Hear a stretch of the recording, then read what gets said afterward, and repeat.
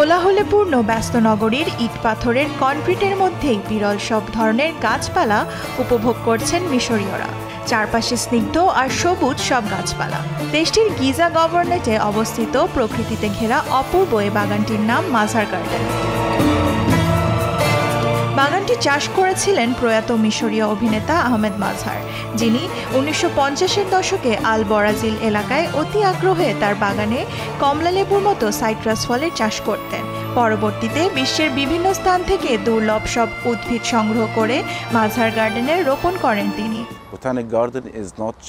একটি botanical garden শুধু বিরল গাছপালা সমৃদ্ধ সাধারণ বাগান নয়, এটি প্রকৃতিতে সৃষ্টি করে নবরসের সঞ্জীবনী।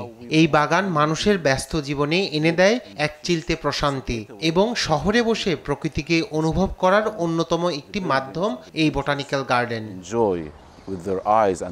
মাঝারের মৃত্যুর পর তার ছেলে শেহাব এই বোটানিক্যাল গার্ডেনের দায়িত্ব নেন এবং নতুন নতুন গাছপালা রোপণ করেন তার বাবার শখের বাগানে। এখন এখানে রয়েছে প্রায় 4000-এর বেশি প্রজাতির গাছ। বাগানটি দেখাশোনা করেন বোটানিক্যাল বিশেষজ্ঞদের একটি দল। গার্ডেনটির ভেতরে আরও রয়েছে একটি লাইব্রেরি এবং বিরল সব গাছগুলোর জন্য রয়েছে একটি হার্বেরিয়াম বা গাছপালা সংগ্রহ কেন্দ্র। দর্শনার্থীদের সুবিধার্থে রাখা হয়েছে কিউআর কোডেরও ব্যবস্থা।